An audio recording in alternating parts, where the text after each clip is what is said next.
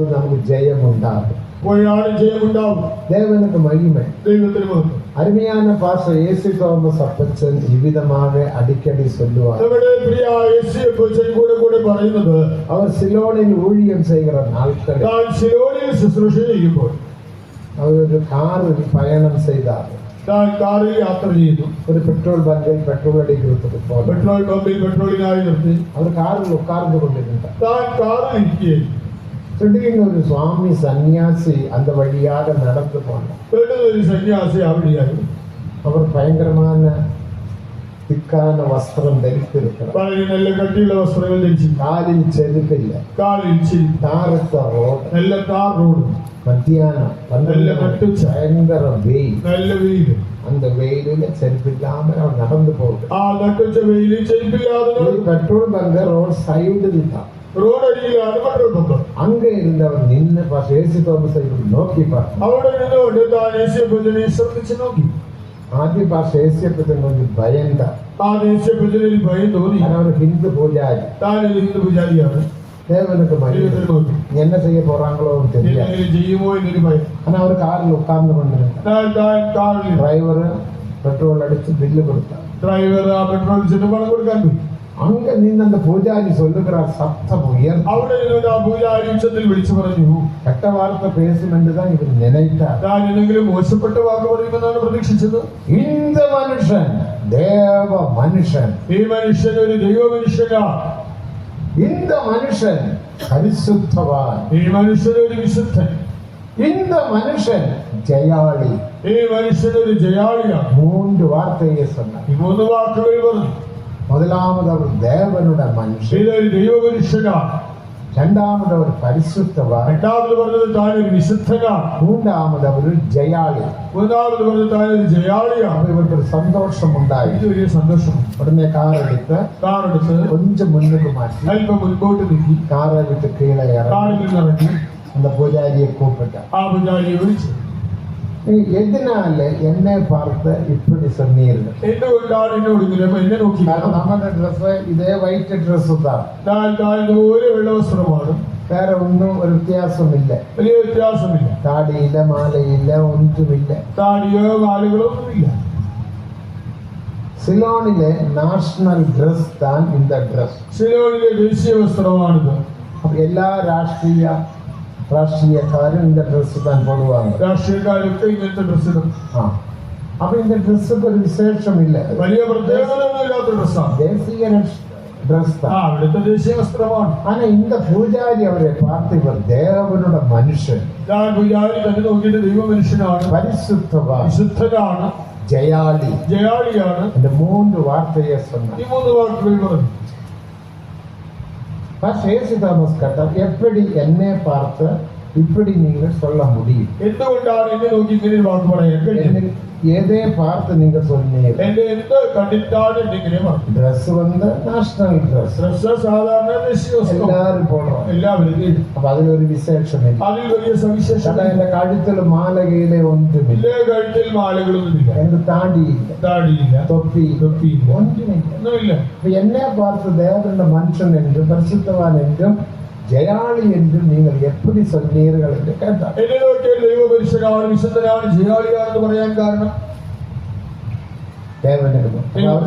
நீங்க சொன்னது உண்மை. ഞാൻ தேவனுடைய மனுஷன் தான், ഞാൻ ഒരു പരിശുദ്ധവാൻ, ഞാൻ ഒരു ജയാളി. அப்ப பூஜாரி சொன்னார், எனக்கு உங்களை தெரியாது, എനിക്ക് നിങ്ങളെ അറിയില്ല. ഞാൻ அங்க வந்து நின்னபோது, நாங்க வந்தபோது, ഞാൻ അവിടെ വന്നപ്പോൾ ഏതോ ഒരു ശബ്ദം ഞാൻ കേട്ടു. ഞാൻ എന്തോ ഒരു ശബ്ദം കേട്ടു. அங்க பாரு, അവിടെ നോക്ക്. ഞാൻ பார்த்தപ്പോൾ உங்களை பார்த்தேன். ഞാൻ തിരിഞ്ഞു നോക്കിയപ്പോൾ താങ്കളെ കണ്ടു. அந்த சத்தம் தான் என்னோட பேசினது. ആ ശബ്ദമാണ് എന്നോട് സംസാരിച്ചത്. அது யாருன்னு எனக்கு தெரியும். ആരാണെന്ന് എനിക്കറിയില്ല. എനിക്ക് ഒരു ഏവുதல் ഉണ്ടായി, എനിക്കൊരു പ്രേരണ ഉണ്ടായി. இப்படியே சத்தமாக சொல்ல சொன்னார். ഇങ്ങനെ ഉറക്കെ പറയാൻ എന്നെ പറഞ്ഞു. அது யாருன்னு எனக்கு தெரியும். அப்ப ஏற்பிச்சது ആരാണെന്ന് അറിയില്ല. தேவனுக்கு மகிமை, ദൈവത്തിന് മഹത്വം. அதனால தான் நான் அப்படி பேசினேன். അതുകൊണ്ടാണ് ഞാൻ ഇങ്ങനെ വിളിച്ചു പറഞ്ഞത്. சொன்னா நீங்க சொன்னது மூன்றும் உண்மை. നിങ്ങൾ പറഞ്ഞത് മൂന്നും വാസ്തവമാണ്. அப்ப ஜெயாலியை குறித்து அவர் விவரமாக சொன்னார். ജയാളിയെ കുറിച്ച് വിശദമായി പറഞ്ഞു. நான் ஒரு ஜெயாளி. ഞാനൊരു ജയാളി. எப்படி நான் ஜெய ஜீவியம் செய்கிறோம்? ഞാൻ എങ്ങനെയാണ് ജയ ജീവിതം നയിക്കുന്നത്? യേശുപ്പച്ചൻ சொன்ன விளக்கத்தை நான் உங்களுக்கும் சொல்லுகிறேன். യേശുപ്പച്ചൻ പറഞ്ഞ വ്യാഖ്യാനം നിങ്ങൾക്ക് ഞാനും പറയാം. தேவனுக்கு மகிமை. ദൈവത്തിന് മഹിമ. எந்த அளவுக்கு பாவத்துக்கு நாம் மரிக்கிறோமோ அந்த அளவுக்கு நமக்கு ஜெயம் உண்டாகும். പാപത്തിന് എത്രത്തോളം മരിക്കുന്നു അത്രത്തോളം ജയമുണ്ടാകും. 30% பாவத்துக்கு நீ மரித்தால் 30% உனக்கு ஜெயம் உண்டாகும். പാപത്തിന് നീ മരിക്കുന്നത് 30% നിന്റെ ജയം 30%. നീ 60% മരിത്താൽ 60% ഉനക്ക് ജയം. നീ 60% മരിച്ചാൽ ജയം 60%. 100% നീ മരിത്താൽ 100% ഉനക്ക് ജയം. 100% മരിക്കുന്നെങ്കിൽ 100% ജയം. அப்போ அந்த பூஜாரி கேட்டார், பூஜாரி ചോദിച്ചു, மரிக்கன்னு சொன்னால் அதனோட அர்த்தம் என்ன? മരിക്കുക എന്ന് പറയുമ്പോൾ അർത്ഥം എന്ത്? ഞാൻ എന്റെ കഴുത്ത് വെട്ടി പോട്ടാൽ, ഞാൻ എന്റെ കഴുത്ത് കണ്ടിച്ചാൽ പിന്നെ ഞാൻ എപ്പോഴും ജയാളിയാக ജീവിக்க முடியும்? പിന്നെ എങ്ങനെ ജീവിക്കാൻ കഴിയും? ജയാളിയാകും. அப்போ യേശു തോമസ് சொன்னார், യേശുപ്പച്ചൻ പറഞ്ഞു, വേദത്തിൽ ഒരു പുസ്തകമുണ്ട്, ബൈബിളിൽ ഒരു പുസ്തകമുണ്ട്, അത് റോമ എഴുതിയ നിരൂപണം, റോമക്കാർക്ക് എഴുതിയ ലേഖനം. 6-ാം അധികാരത്തെ എടുത്ത് വാസിക്കാം. ഇതിലെ 6-ാം അധ്യായത്തെ വായിച്ചു. ദേവനുക്ക് മഹിമ. ദൈവത്തിന് മഹത്വം. 6-ാം അധികാരത്തിൽ ജ്ഞാനസ്നാനത്തെ കുറിച്ചും ആവിക്കുറിയ പാപത്തിനുള്ള മരണത്തെ കുറിച്ച് നാം വാസിക്കണം. 6-ാം അധ്യായത്തിൽ ജ്ഞാനസ്നാനത്തെ കുറിച്ച് പാപസംബന്ധമായ മരണത്തെ കുറിച്ച് വായിക്കുന്നു.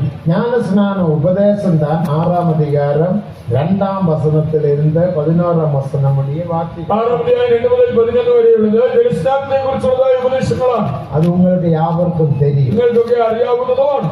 அப்ப ஞானஸ்நானம் என்பது ആകയാൽ ജ്ഞാനസ്നാനം ஒரு மரணமும் அடக்கமும் என்று நாம் வேதத்தில் வாசிக்கிறோம். അത് മരണം അടക്കം ചെയ്യപ്പെടൽ എന്ന് നമ്മൾ ബൈബിളിൽ 6-ാം അധികാരം 4-5 വചനങ്ങളിൽ വാസിக்கிறோம். 6-ാം അധ്യായം 4-5 വാക്യങ്ങളിൽ വായിക്കുന്നു. 6-ാം വചനത്തിൽ என்ன വാസിக்கிறோம்? 6-ാം അധ്യായത്തിൽ വായിക്കുന്നു, പാപத்துக்கு മരിത്ത് നാം ഇനിയും ശരീരത്തിൽ പിഴയ്ക്കാതെപടിക്ക് പാപ ശരീരം അത് ഒഴിഞ്ഞു പോകും പൊരുട്ട് എന്ന് വാസിക്കും. പാപത്തിൽ മരിച്ചതാവിനെ അതിന് ജീവിക്കാതെ വേണം. ആ പാപ ശരീരം നീങ്ങി പോകുന്നു.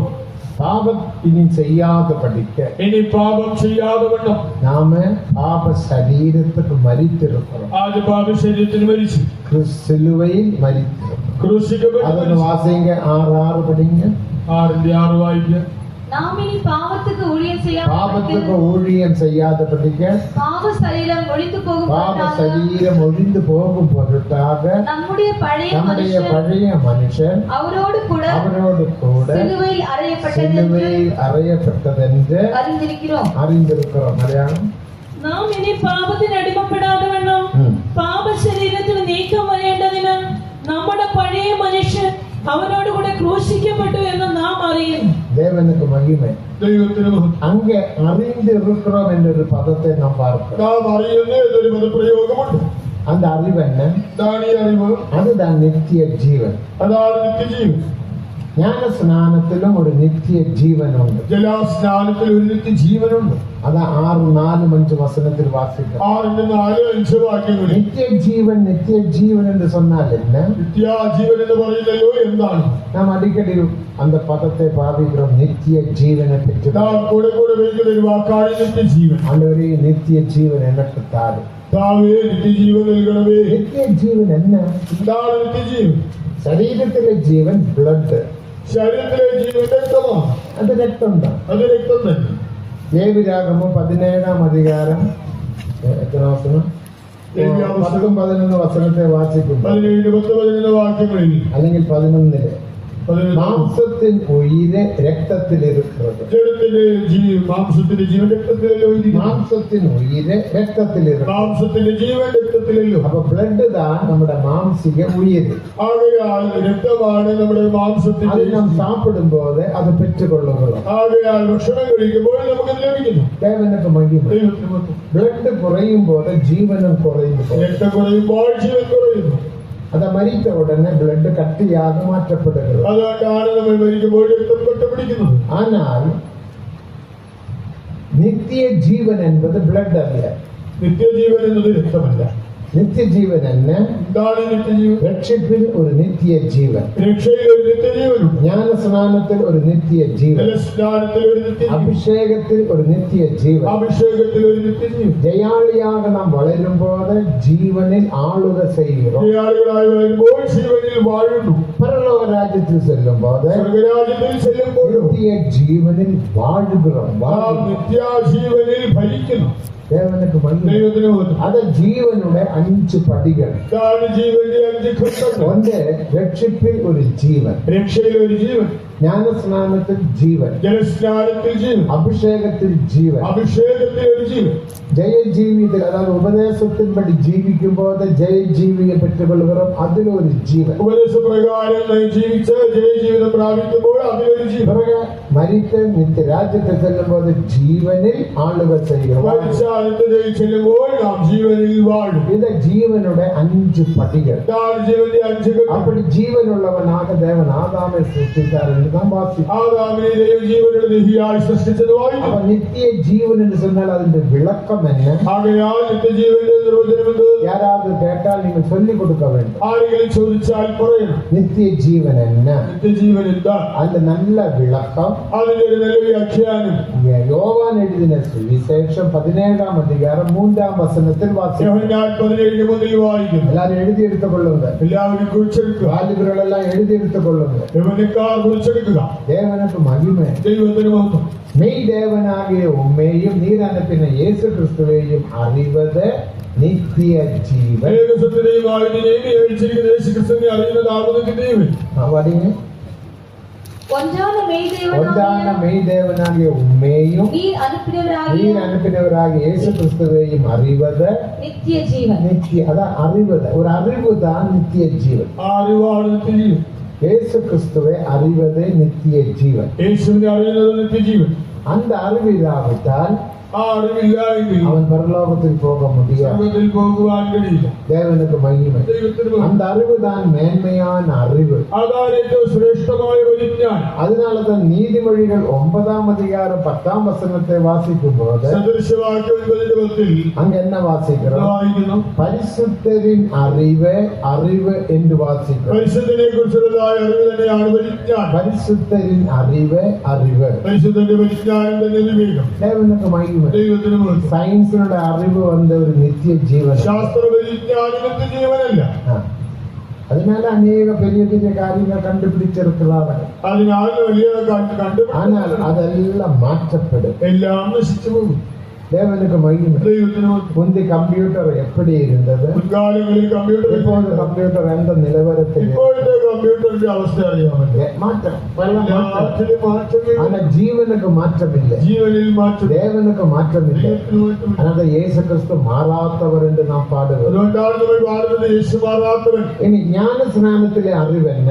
ജലസ്നാനത്തിലെ അറിവെന്തോ? அவரே அறிகிறதான அறிவு தான் நித்திய ஜீவன். തന്നെ അറിയുന്ന വിജ്ഞാനമാണ് നിത്യജീവൻ. நித்திய ஜீவன். இனி ஞான ஸ்நானத்திலே அறிவு என்ன? ജലസ്നാനത്തിലെ അറിവെന്തോ? அதுதான் பொதுதான ஜீவன் என்று 4-ாம் வசனத்தில் வாசிக்கிறோம். 4-ാം വാക്യത്തിൽ ജീവന്റെ പുതുക്കം എന്ന് കാണാം. ஜீவனின் புதுக்கம். ജീവന്റെ പുതുക്കം. அந்த அறிவு நாம் பெற்றுக்கொள்ள வேண்டும். ആ വിജ്ഞാനം நாம் இனி பாவத்துக்கு ஊழியம் செய்யாதபடிக்கு பாவ சரீரம் ஒழிந்து போகும் பொருட்டு நமது பழைய மனுஷன் அவனோடு கூட சிலுவையில் அறைந்தார் என்று അറിഞ്ഞിരിക്കും. നാം ഇനി പാപത്തിന് അടിമപ്പെടാതെ വേണം. പാപമനുഷ്യൻ ക്രൂശിക്കുന്നു. പഴയ മനുഷ്യൻ ക്രൂശിക്കപ്പെട്ടിരിക്കുന്നു. പാപശരീരത്തിന് നീക്കം വരുന്നു. அந்த அறிவாகி ஜீவன் நமக்குள்ள கிரியை செய்ய வேண்டும். ആ വിജ്ഞാനമായ ജീവൻ നമ്മിൽ പ്രവർത്തിക്കണം. അതിന്റെ വിളക്കം என்ன? അതിന്റെ വിശദീകരണം ഉണ്ട്. அதுதான் ரோமர் 6:11 வாசிக்கிறோம். റോമർ 6:11 വായിക്കും. பாவத்துக்கு மரித்தேன் என்றும் நீதிக்காக பிழைத்திருக்கிறது என்றும் எண்ணிக்கொள்ளுங்கள். പാപസംബന്ധമായി മരിച്ചവൻ എനിക്കായി ജീവിക്കുമെന്ന് എണ്ണിക്കൊള്ളുക. ഞാൻ പാപத்துக்கு മരിത്തேன். ഞാൻ പാപത്തിന് മരിച്ചു. ഞാൻ ഇവിധமான പാപങ്ങൾക്ക് കോപങ്ങൾക്ക് സണ്ടകൾക്ക് കെട്ട വാർത്തകൾക്ക് മരിத்தேன். പാപം, കോപം, വഴക്ക്, മോശപ്പെട്ട വാക്കുകളുടെ മുന്നിൽ ഞാൻ മരിച്ചു. தீமையான காரியங்களுக்கு நான் மரித்தேன். തെറ്റായ കാര്യങ്ങൾക്ക് ഞാൻ മരിച്ചു. அது செய்யக்கூடிய ஜீவன் எனக்குள்ள இல்லை. അത് ചെയ്യാനുള്ള ജീവൻ എനിക്കില്ല. இப்படி நான் மரிக்க வேண்டும். ഇങ്ങനെ മരിക്കണം. தேவனுக்கு மகிமை. ദൈവത്തിന് മഹത്വം. அந்த அறிவு நமக்குள்ள கிரியை செய்யணும். ആ പരിജ്ഞാനം നമ്മിൽ പ്രവർത്തിക്കണം. இது சிகரெட், ഇത് സിഗരറ്റ്, இதுக்கு நான் மறித்தேன். ഞാൻ ഇത് മരിച്ചു, நான் இந்த சிகரெட்டை பிடிக்க மாட்டேன். ഞാൻ ഇനി പുകവലിക്കില്ല. இது சினிமா, ഇത് സിനിമ, இதுக்கு நான் மறித்தேன். ഞാൻ ഇതിന് മരിച്ചു. இது பாவம், ഇത് പാപം, நான் மறித்தேன். മരിച്ചു. நான் சினிமா பார்க்க மாட்டேன். സിനിമ കാണുകയില്ല. இது காமெடி, ഇതാ ഒരു കോമഡി, அதுக்கு நான் மறித்தேன். ഞാൻ മരിച്ചു, அதை நான் பார்க்க மாட்டேன். ഞാനിത് കാണില്ല. இது സിനിമ பாட்டு, ഏതൊരു സിനിമ കാണും, இதுக்கு நான் மறித்தேன். ഞാൻ ഇതിന് മരിച്ചു, நான் சினிமா பாட்டு பாட ഇനി மாட்டேன். സിനിമ കാണുകയില്ല. இப்படி நீ மறித்தவராக உன்னை எண்ணிக்கொள்ள வேண்டும். നിങ്ങളെ മരിച്ചവരായി എണ്ണിക്കൊള്ളി. உன்னை நீயே எண்ணிக்கொள்ள வேண்டும். നീ നിന്നെ തന്നെ അങ്ങനെ அந்த பாவத்துக்கு மறித்தேன் என்றும் പാപത്തിന് മരിച്ചുവെന്നും நீதிக்காக பிழைத்திருக்கிறேன் என்றும் எண்ணிக்கொள்ளுங்கள். നീതിക്കായി ജീവിച്ചിരിക്കുന്നതെന്നും എണ്ണിക്കൊള്ളി. தேவனுக்கு மகிமை. ദൈവത്തിന് அப்போது பொதுதான ஜீவன் உண்டாகும். അപ്പോൾ ജീവന്റെ പുതുക്കം அப்போது உனக்கு கல்வாரியில் இருந்து கிருபையானது உன்னை சந்தி. ഇപ്പോൾ കാൽവരിയിലെ കൃപയെ സന്ദർശിക്കും. இயேசுவினுடைய இரத்தத்தினால் உனக்கு மீட்பு உண்டாகும். യേശുവിന്റെ രക്തത്താൽ നിനക്ക് വീണ്ടെടുപ്പുണ്ടാകും. எல்லா விதமான உபதேசத்தினால் ஜீவிக்க முடியும். എല്ലാ ഉപദേശപ്രകാരവും ജീവിക്കാൻ കഴിയും. இந்த ஜீவனை நாம் பெற்றுக்கொள்ள வேண்டும். നാം ഈ ജീവൻ പ്രാപിക്കണം. பாஸ்டர் ஏசியப்பச்சன் சொன்னது என்ன? യേശുഭജൻ പറഞ്ഞതെന്ത്? எந்த அளவுக்கு நாம் பாவத்துக்கு மறிக்கிறோமோ, നാം എത്ര അളവ് പാപസംബന്ധമായി நான் മരിക്കുന്നു, மரித்தேன் மரித்தேன் மரித்தேன் மரித்தேன் என்று சொல்லி செய்யாமல் இருக்கிறேன், മരിച്ചു മരിച്ചെന്ന് പറഞ്ഞുകൊണ്ട് ചെയ്യാതിരിക്കുന്നു, அந்த அளவுக்கு உனக்கு ஜெயம் உண்டாகும். അത്രത്തോളം നിനക്ക് ജയമുണ്ടാകും. ഞാൻ சண்டை போட மாட்டேன். ഞാൻ ഇനി വഴക്കിടില്ല. എന്റെ വീട്ടിൽ என்ன நடந்தால், വീട്ടിൽ എന്ത് സംഭവിച്ചാൽ, குழம்புக்கு உப்பு இடாவிட்டால், കറിയിൽ ഉപ്പൽപ്പം കുറഞ്ഞാൽ, சில்லற விஷயத்துக்கு தான் നമ്മുടെ വീട്ടിലുള്ള சண்டை. നമ്മുടെ വീട്ടിലെ വഴക്കെല്ലാം ചെറിയ ചെറിയ കാര്യങ്ങൾക്കാണ്. அன்னைக்கு அந்த பையன் சொன்னானே, അല്ലാതെ அப்ப குழம்பு எடுத்து வீசினார். സാമ്പാർ എടുത്ത് കറി എടുത്ത് വലിച്ചെറിഞ്ഞു. என்ன விஷயம்? കാര്യം എന്ത്? உப்பு இல்லை. ഉപ്പ് കുറഞ്ഞു. എടാ ഉപ്പില്ല, അവിടെ ഉപ്പ് കുറച്ച് പോട്ടാ പോറാ. ഉപ്പില്ലെങ്കിൽ അല്പം ഇട്ടാ പോയി. അത് വലിച്ചു വീസണം. അതിന് വലിച്ചെറിയണമോ? അത് ഒരു കെട്ട വാർത്തയെ പേശി അതിനൊരു ചീത്ത വാക്ക് പറഞ്ഞ് சண்டை ഉണ്ടാക്കി, വഴക്കുണ്ടാക്കി, தேவையில்லாத കാര്യങ്ങളെല്ലാം பேசி, ആവശ്യമില്ലാത്തതൊക്കെ സംസാരിച്ച്, ആ സഹോദരിയുടെ അപ്പാവുക്കും അമ്മാവുക്കും കൂപ്പിട്ട് ആ സഹോദരൻ അപ്പനെയും അമ്മയൊക്കെ വിളിച്ച് சண்டை. വഴക്ക്. தேவனுக்கு மகிமை. ദൈവത്തിന് പാപத்துக்கு മരിക്കവില്ലേ, പാപത്തിന് മരിച്ചിട്ടില്ല. அவனுக்கு எப்படி ஜெயம் உண்டாகும்? അങ്ങനെയെങ്കിൽ എങ്ങനെ ജയമെടുക്കാൻ நீ കഴിയും? எப்படி ஜெயாளியாக மாறும்? എങ്ങനെ ജയാളിയായോ? நீ ஞானஸ்நானம் எடுத்தது உண்மை. സ്നാനപ്പെട്ടു എന്നുള്ളത് ശരിയാണ്. பெரிய ஒரு பரிசுத்தவாന്റെ കയ്യിൽ ஞானஸ்நானம் எடுத்திருக்கலாம். വലിയ ഒരു വിശുദ്ധന്റെ കൈക്കടിയിലാണ് സ്നാനപ്പെട്ടത്. முதலே உள்ளதான நதியில் മുതലെയുള്ളതായ ആറ്റിൽ நீ ஞானஸ்நானம் எடுத்திருக்கலாம். സ്നാനപ്പെട്ടിരിക്കും. மலேசியாவில் ஈப்போ என்ற ஒரு ஸ்தலம் உண்டு. മലേഷ്യയിൽ ഈപ്പോ എന്നൊരു സ്ഥലം. தேவனுக்கு மகிமை. ദൈവത്തിന് മഹത്വം. അതിന്റെ വടപകുതിയിൽ அந்த പേര് മറന്നു പോச்சு. എന്റെ വടക്ക് ഭാഗത്തൊരു സ്ഥലത്തിന്റെ പേര് എനിക്ക് ഓർമ്മ വരുന്നില്ല. നല്ലൊരു പേര് தான். நாங்க ஊழியம் செய்திருக்கிறோம். ഞാൻ അവിടെ அங்கே ஒரு நதி உண்டு. അവിടെ ഒരു നദിയുണ്ട്.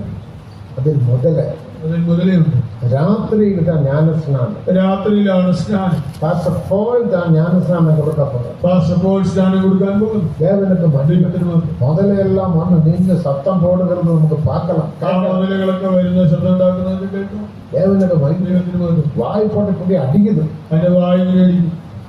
அப்ப பாஸ்டர் போல் இறங்கி പാസ്റ്റപ്പോൾ மாத்தி அவங்ககிட்ட சொன்ன இறங்கடான்னு சொன்னேன். അവരോട് ഇറങ്ങാൻ പറയും. நான் இறங்க மாட்டேன்.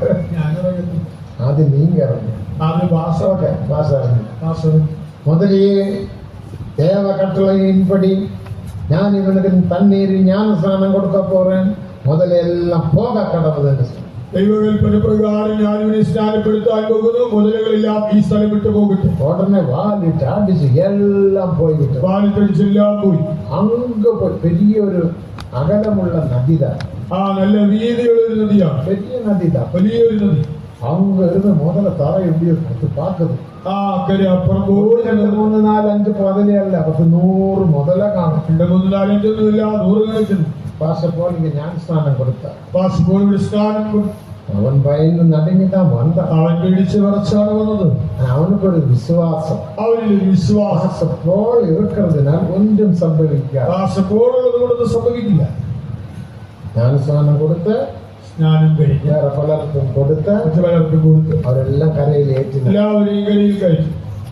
அப்புறம் பாஸ்டர் போல் வந்தோம். പാസ്റ്റർ പോൾ തിരിച്ചു കയറി. அப்ப கட்டளையிட்டா, முதலையே நீங்கள் திரும்பி வரலாம். ആ മുതലുകളെല്ലാം തിരിച്ചു വരിക. உடனே முதல்ல ஓடிச்சாடி வந்தார். എല്ലാം അവിടെ വീണ്ടും വന്നു. ஒரு பரிசுத்தவான் வார்த்தைக்கு கீழ்ப்படுகிறது பாருங்க. വിശുദ്ധന്റെ വാക്കുകളെ അനുസരിക്കുന്നത് കാണുക. நாம் சொன்ன முதல்ல கேட்குமோ? നമ്മളൊക്കെ പറഞ്ഞാൽ മുതലേ കേൾക്കൂ.